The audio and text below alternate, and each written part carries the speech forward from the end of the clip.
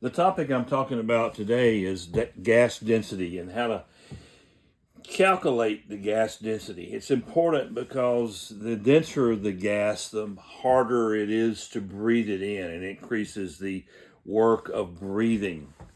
It's pretty much by convention that the greatest density we want is 5.2 grams per liter. So we don't want anything higher than that. There's the three primary gases that we're concerned with are oxygen, helium, and nitrogen. And as you can see, the corresponding densities for each gas. And in the mixture of those gases, we need to figure out what the total density is. And the formula to calculate that is you take the fraction of oxygen, multiply it by 1.428, plus the fraction of helium, multiply it by 0.179, the fraction of nitrogen, and multiply it by 1.251. The mix that we're talking about right now for this example is a mixture of 2140, which is 21% oxygen, 40% helium. And we want to solve for the density.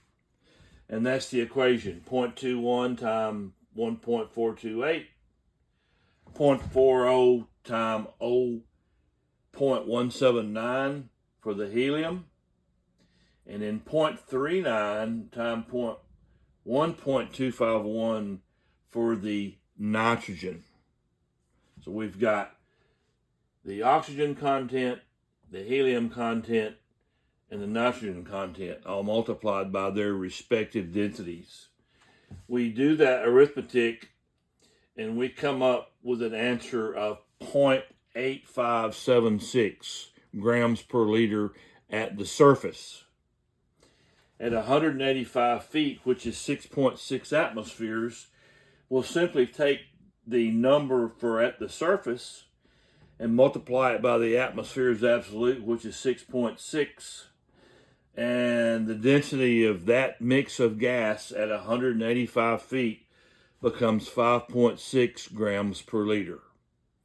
It's very important to be able to stick to those 5.2 number and lower so your worker breathing will not be so high so you do not get carbon dioxide retention or hypercapnia.